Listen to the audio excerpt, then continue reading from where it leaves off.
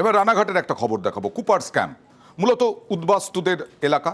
সেখানে 1997 সাল থেকে কোনো জল নেই। আজকে থেকে পানীয় জল পাচ্ছেন, ঘরে ঘরে পানীয় জল ফেব্রুয়ারির মধ্যে সম্পূর্ণ হয়ে যাবে। দেখুন,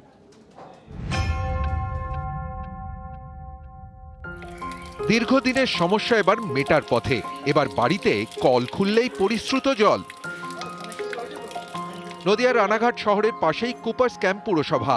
12টা ওয়ার্ড নিয়ে Cooper's camp notified area authority. 1997 সালে এই এলাকা নোটিফাইড তকমা পায়। তারপরেও খাবার জল নিয়ে সমস্যা। এই জলের সমস্যাই এবার মিটতে চলেছে। উদ্যোগ নিয়েছে নদিয়া জেলা প্রশাসন। গত ডিসেম্বর থেকে কাজ শুরু করেছে জনস্বাস্থ্য এবং কারিগরি দপ্তর।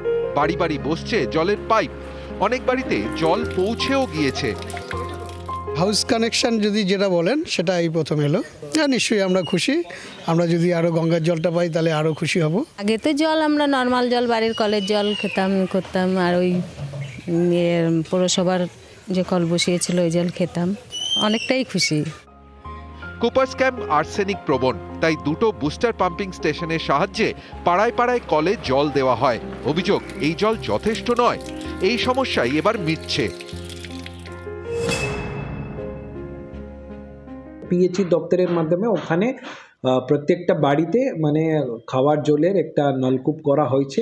জলটা পড়তে স্টার্ট হয়েছে। আমরা আশা করছি ফেব্রুয়ারি মাসের শেষের দিকে আমরা কিন্তু প্রত্যেকটা বাড়িতেই জলটা পৌঁছে দিতে পারবো। আগামীকাল মুখ্যমন্ত্রীর নদিয়া জেলা সফর, তার আগেই পানীয় জলের কিছুটা হলেও সংকট মেটাতে পেরে খুশি যেমন জেলা প্রশাসন, অন্যদিকে খুশি কুপাসবাসী। ক্যামেরা শঙ্কর গ্রামের সাথে সমীর রুদ্র ও রঞ্জিত সরকার, নিউজ 18 বাংলা, নদিয়া।